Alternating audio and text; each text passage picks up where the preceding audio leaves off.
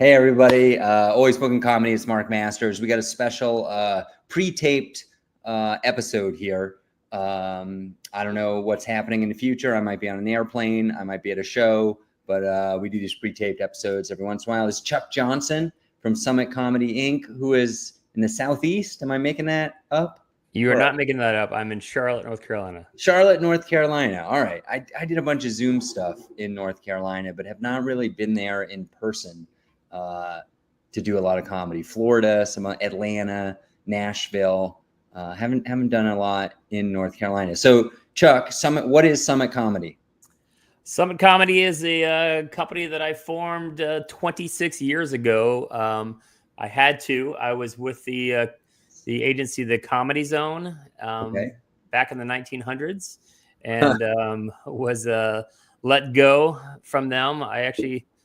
I've only had one job after college. I graduated in 95, and I was hired as one of Carrot Top's college agents in the fall of 95, and I did that for about a year and a half, and then Carrot Top star was rising pretty fast at that time, and he kind of moved on from. He used to live in Charlotte, so that's kind of how I kind of got involved with that, and then I started booking the Comedy Zone chain with some other people that were involved there, and then was let go because of the Carrot Top money had dried up, and so I was 26 years old, recently engaged, and was forced to sink or swim in this business, and I started Summit Comedy, and again August of '98. So quarter of a century. It's funny. It's funny. The milestone this year was I started the company when I was 26.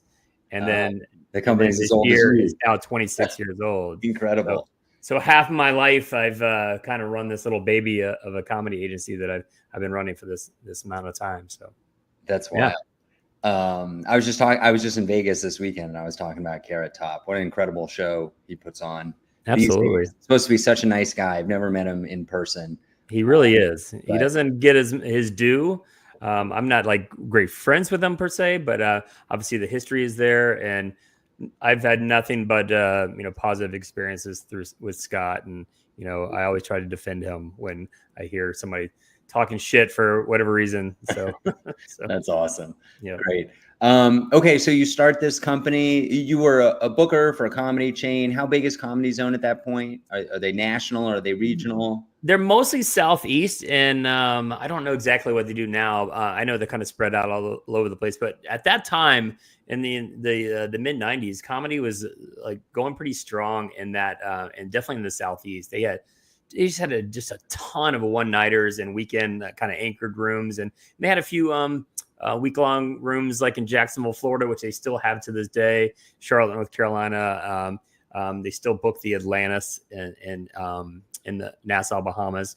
So so we're just booking just tons of clubs, and I kind of cut my teeth in that, and I learned, So what does that job entail? Like, are you evaluating talent, or are you just like the travel agent? Like, what is?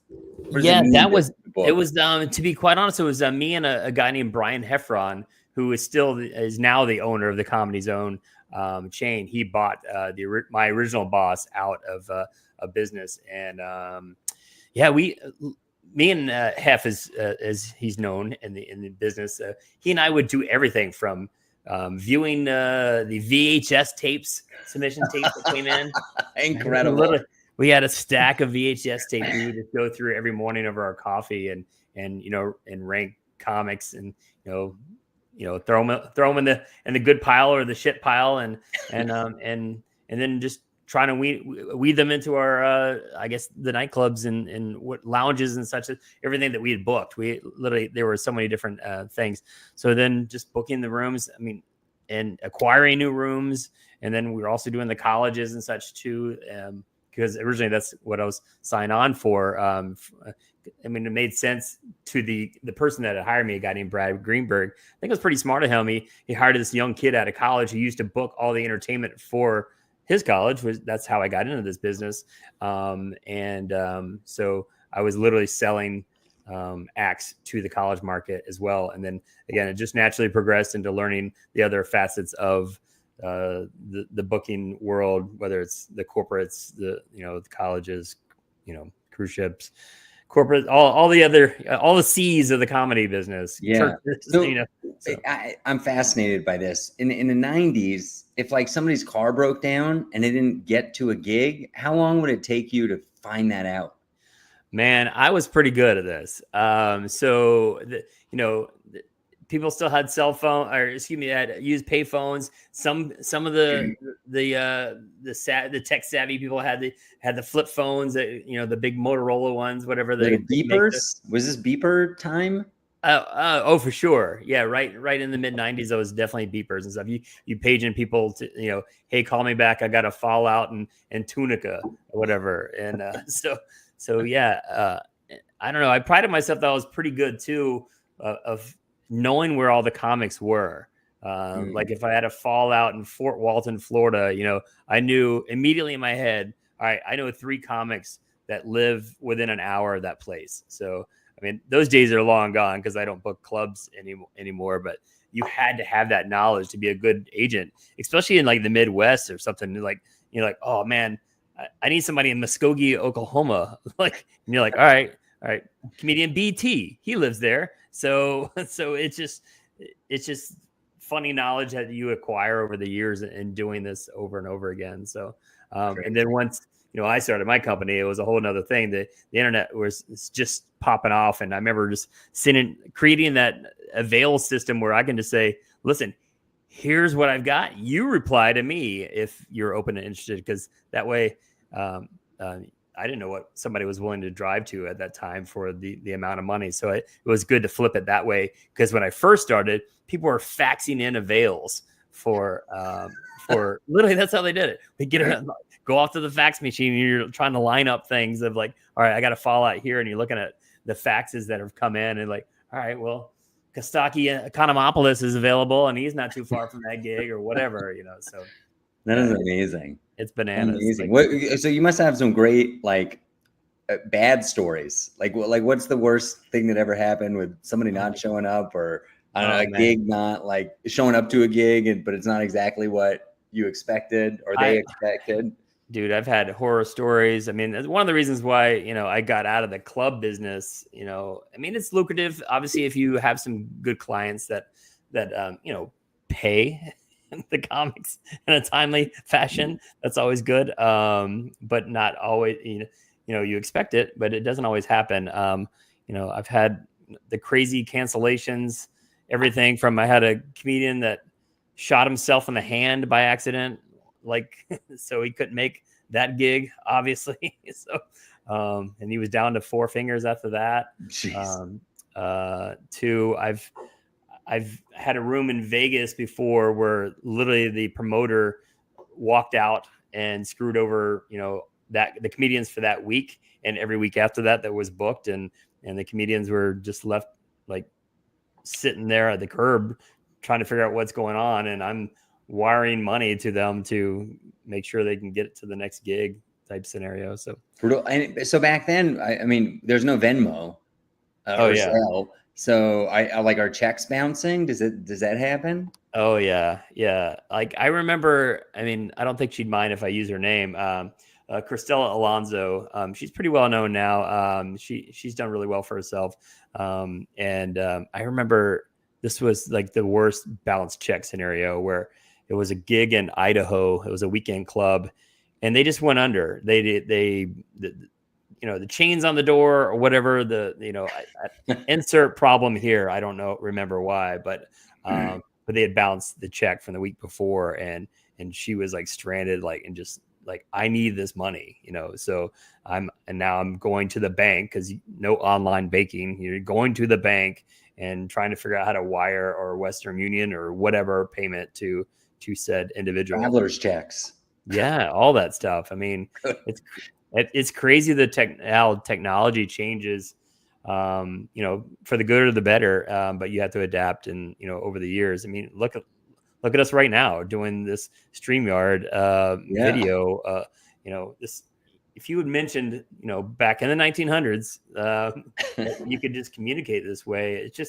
it's baffling. And I've always tried to be adept in the change and such, and I've done a lot of work in the college market, so I always had to kind of stay young and up to date with what's going on, and with these younger adults is it definitely a demographic that you and I keep getting older every year, but they really do stay the same age between 18 to 21. That's your demographics for the college market, so that never changes. So, yeah. Is there any? So it sounds like there's a theme that these days it's easier, with the online and online banking and cell phones and whatnot. Is there anything that was easier back in the 90s in terms of comedy? You can think of anything you miss? I don't miss it. Especially, starting out a new business too. I've done pretty well for myself with my company, and it's difficult. This business is difficult. I don't know how long you've been a comedian or like in this business. It's not an easy, gig. So, and it's just, and I think comics think it's easier on my side of the fence, but it's not. I mean, there's hurdles to jump through on everything. So with any business, so perfect example. I mean, when's the last time you heard of a new comedy agency starting? It just doesn't happen that often. So, I mean, I can't name you, 20 comedy agencies in the US that are successful and thriving. So I feel like, I'm good at it. I've weathered all the comedy storms, and I've made it 26 years.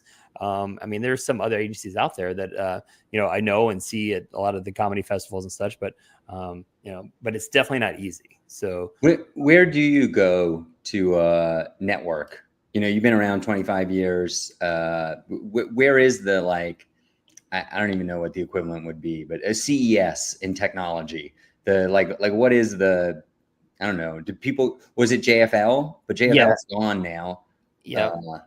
I mean, so when I go to festivals and such, I try to actually, there are the fun ones. I call them the fun ones, and the ones that I'm actually kind of looking for. So like at JFL, it's very rare that I walked away with somebody that I could use, like in, say, exclusivity type thing, whether it's bringing somebody on the college market or cruise ship market, because they're usually already, once they get there, they've already got representation. And although they do have the, over the years, they changed to like an unrepped, new faces, they were still always repped. Yeah. I mean, there was definitely, some representation involved, or, I think it was just another avenue for people to get their clients seen. So, but I do obviously like going to JFL when it was in full force. How long would you go for? It was like months. Was there like a specific week you would go? The festival was usually like 2 weeks, formally. Yeah. And it was mostly like a 7-day, like, the main industry was there. And I would go like Wednesday through Sunday, or Thursday through Sunday. Never too much. I mean, it's still comedy, and it still becomes work, Watching comedy sure is fun, but like, when you do this for a living, I don't go to see a whole lot of comedy shows just for fun. So I love music. I go see concerts all the time for fun. Thank goodness I didn't go into the music business, because I probably wouldn't enjoy it. It'd be ruined for you as I do now. So So I did that just mostly for fun. I do go. There's a couple of festivals that I really like, and I'm invited back quite a bit. And that's Big Pine Comedy Festival. I'm going to that next month, actually, in Phoenix area. Yep. And then the week immediately after that is the Big Sky Comedy Festival, Montana, which is also run by some comedians, and they do it really well. And it's a pretty good event. Do you do panel stuff, like answer questions? And I do. I am an expert in my field, so they bring me in, and I really do enjoy them, because I'm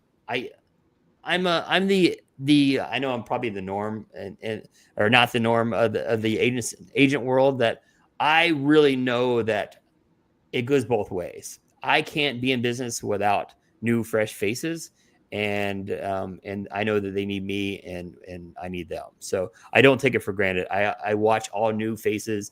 I give them feedback. whether or not they want to hear it or not, because sometimes people don't like to hear the brutal truth and honest truth, I guess. But I'm just honest, and I like to see, and I love seeing new people thrive and say, hey, you're not quite ready now, but you've got something. And I've had so many people come back to me and say that to me. One recently, this happened not that long ago. I don't know if, do you know Hannibal Buress? Yeah, sure, of course. So he was at a festival or a NACA, a college conference, and he came up to me and he said, he gave me a glowing review of like how nice I was to him at a comedy festival in Vegas years ago. I don't remember meeting him because I meet a lot of comics, but I was like, oh, that's cool that he, at least gave me that data. There's probably lots of famous comedians that I don't remember meeting, but I've seen over the years because it just happens. I mean, I've been in it so long. It's 29 years total since I've been in this business, and 26 with my own company. So I've seen a lot of shit. So, have you ever gotten on stage? Were you a comic in the beginning? Is that how you got into it, or no? Never. No, I I booked all the entertainment for my campus club, and that kind of was my jam. Again, I was a huge music fan. Mm-hmm. I always, people, anytime they ask like, how did you get in this business? I always say Sex Police. There was a band called the Sex Police that was coming to my college, and I loved this band. And I was like, oh man, I was a broke college kid and didn't want to spend the $10 or whatever to go see it. And somebody had says like, hey, if you join this campus activities board, you get to go see the Sex Police for free and every show after that. I go, holy shit, sign me up. So that's literally how I got into it. And then my senior year, I was booking some pretty big bands, like Dave Matthews Band, Ed McCain, Hootie and the Blowfish, that kind of whole genre during that time. Tribe Called Quest, some really pretty good bands that were thriving in that time. And I remember it was the November of '94, my senior year, and I took the Dave Matthews Band out to dinner, and Dave Matthews asked me, like, well, what do you want to do? You're a senior. What are you going to do? I was like, this. I don't know what this is, but just hanging out with like fun people. That's what I want to do. And he's like, you should do it, man. That's like, amazing. And then fast forward, less than a year later, I'm in the comedy business. So. Amazing. All right, let's talk about cruise ships a little bit. I don't really know anything. I know that cruise ships now have like comedy clubs on them. I work with a lot of comics that work cruise ships. I've heard that there's a hierarchy. There's like Carnival, and then you got like Princess, maybe closer to the top. But I don't really know a lot about the cruise business. Tell us about getting into that, and I don't know.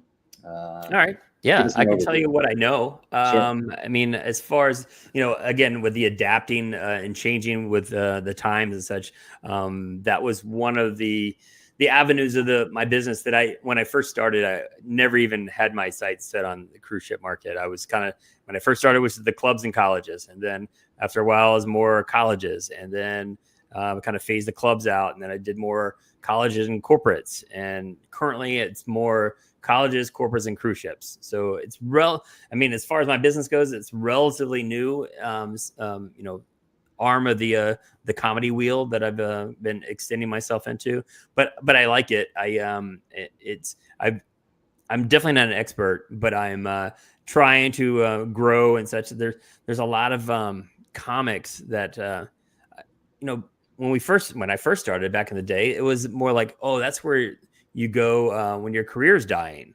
On the back end, you go into the boats.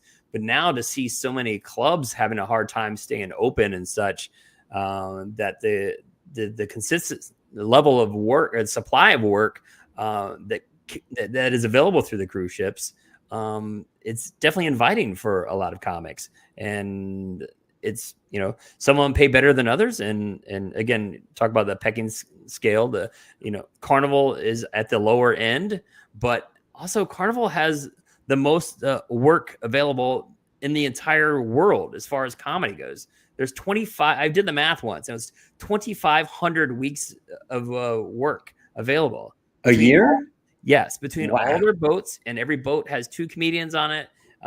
It's crazy how much work is available there. So if you are in with somebody, say Carnival, and I have a lot of people in with them now, and I've gotten their calendars filled up in like one email before. Like, Wow. hey, we're booking this year, and send us your avails, and then you send them the avails, and then they get every single thing. Like It's pretty everything far out, right? So like now you'd be booking what, 25 or 26? Right now, Carnival just sent out about a week ago. Hey, we're booking fourth quarter 25. Wow. So Yeah. right now for everybody, it's August 2024. Uh, Yeah. so over a Yeah. So year. a year. Yeah. So it is interesting sending your avails, and you're like, please include vacations and stuff, or holidays, because they need to know if you can book, Thanksgiving and Christmas. So literally, I'm asking my clients to update their avails, my comics, and say, hey, make sure or I know you got to think about, Christmas of 25 a year from now. So are Yeah. you available to work then? So Right. yeah, it's crazy. I do find that I guess the cons of the cruise ship market would be, for me personally as an agent, that it's hard to get new faces in, because it's I think taking a risk, as an agent, in that market, the shit rolls downhill thing. So Sure. if they bring on somebody new and it doesn't work, they get looked down upon, like, hey, you clearly didn't vet this person enough or whatever. So, but I get that. Being in this market as long as I've been, I just know that it is difficult, and you got to really trust somebody to get the work done. So if they've got 100 comics that they know that are tried and true and working for them, and they don't have a whole lot of spots left open, yeah, I get it that it's a little bit difficult for to bring on those new faces. But I'm persistent, and as an agent, that's my job, to get my clients in with other avenues. So whether some of them I have in with multiple boats, and some of them they're like, all right, I'm only in. This person is only in with Carnival, but not with Norwegian, or vice versa. So it's just a good agent, just that's what they do. And Yeah. Can you talk a little bit about the type of material that the comics have for these different cruises? sure. Yeah. And it's different. Every cruise line is different. So if you go with the Carnival, they have a setup to where you need 3 different 30-minute sets. One of those 30 minutes needs to be family friendly. And when they say family friendly, there's children in the crowd, like literally babies, and like you might have a 4-year-old like talking to you during the set or whatever. So it's a unique environment. It's obviously different from any comedy club they've ever performed in. So you have to be able to have that gear or that extra tool in your toolbox to be able to incorporate that kind of material into that. So usually they have the other 30 minutes. They don't mind. It's like billed as an adult show and such. But this is very funny because I just had this conversation.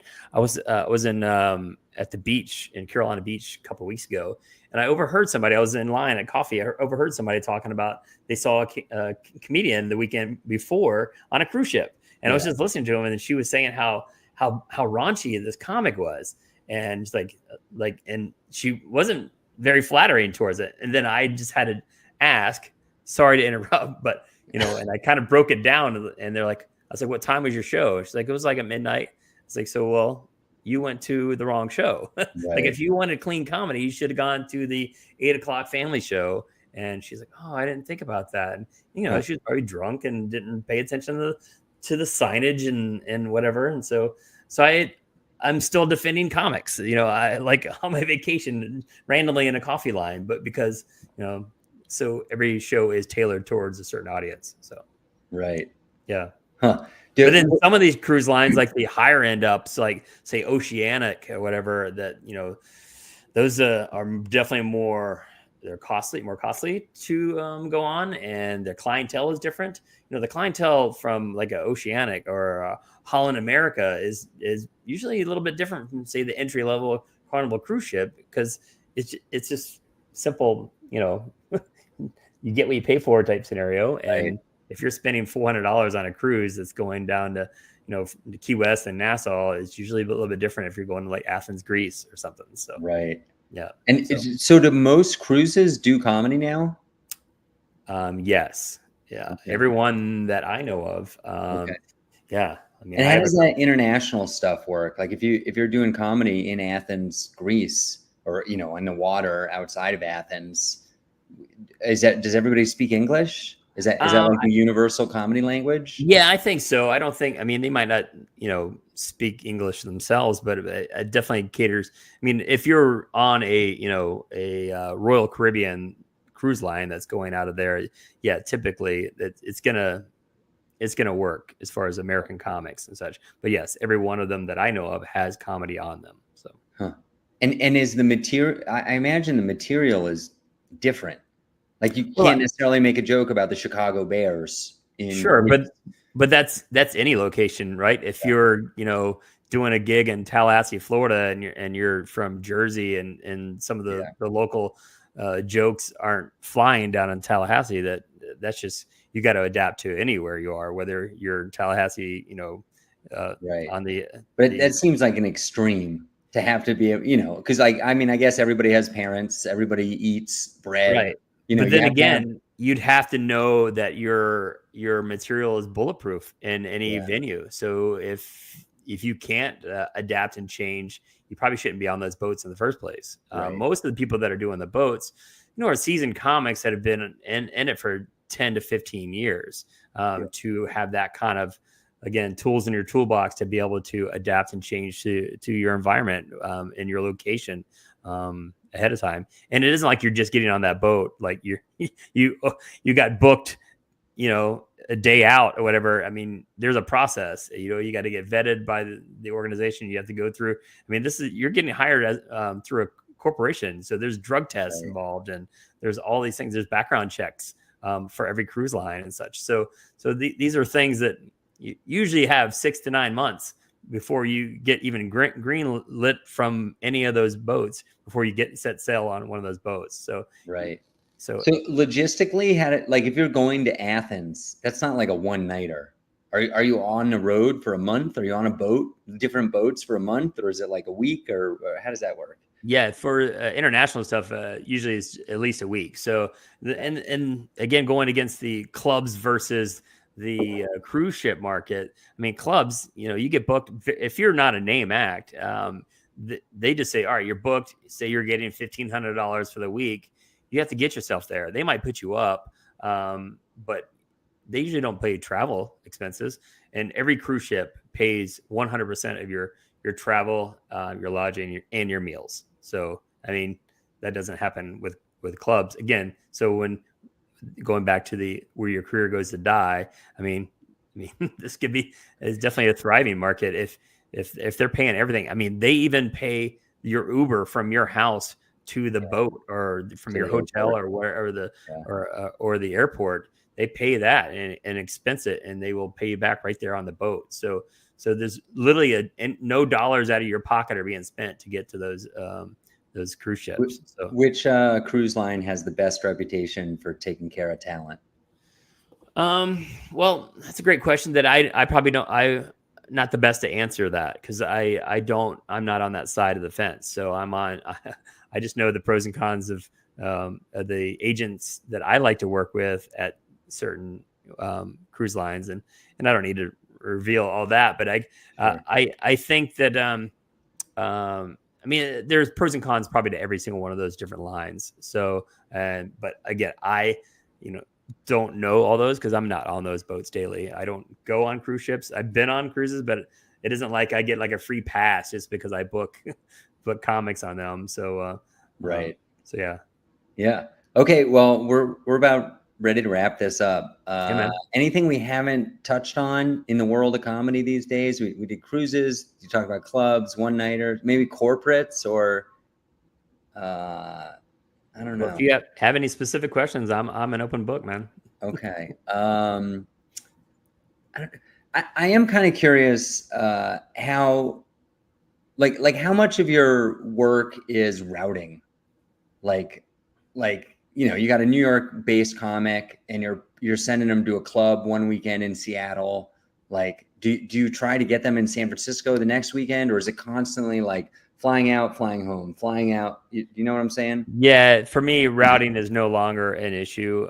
Back in the club days, maybe, but yeah, I don't worry about that because most of the things that I book now, that I mean, they're they're getting a pretty good paycheck for, and they don't have to worry about like skimping and collecting pennies to get to the next gig. So I'm good booking guys that like, hey, you may do a corporate gig on a Friday night and then fly to across the country for a college the next day. So and it's worth their while financial to do that. So and then hopping on another cruise ship, whatever after that, and the cruise ship market's great too. If you tell them in advance, they'll fly you out of anywhere. So that's like a huge perk for a lot of my clients that like, hey, I'm doing a college gig in Arkansas. Can you fly me out of Little Rock to get to Nassau the next day or Grand Cayman or whatever? And they'll do that. They don't care. They need to get you there. They're booking a ticket anyway. Sometimes it's even cheaper for them to do it that way. So it's convenient on the comics end that way. So yeah, is your business seasonal? Would you say like holiday times are the busiest? I'd say the slowest time is, and it's traditionally across the board with, I think most agents in the comedy business that the summer is a little bit slower than anything else. Because being a third of my business, the colleges are gone. So there's no, bookings for that, typically. And there's definitely no, there's a couple of orientation shows maybe during the summer here and there, but like starting this week, next week, I mean, the college market is bananas. So, I mean, I just did all my follow-ups I had 7 colleges just last night have shows. So I do all my follow-ups the next day to see how they went. So like this week, and then do all the advanced stuff and looping in the comics and such. So it's now in the college market. It's like crazy. Like in the college market, most agents will probably even tell you this. You'll make more in the last 2 weeks in August in the college market. You'll make more in these 2 weeks than any other month in the entire year. Wow. That's traditionally the way it works for me, because every school has to entertain these new students in some way, shape, or form when they get back to school. So, how many comics do you have in your roster or whatever? Is it about 25, 28 range? I was thinking hundreds. No, okay. I could. I mean, sure. Trust me, every day I get a comedian asking to be a part of that. But I've been doing it so long, and I guess it goes back to the same thing as like the cruise ships. Like it's the tried and true. It's hard to take risk and some new faces. Yeah. And such. But I do take risk. And those 25, 28, they mailed you a VHS tape, or you saw them at a festival. Is that usually where you track people down?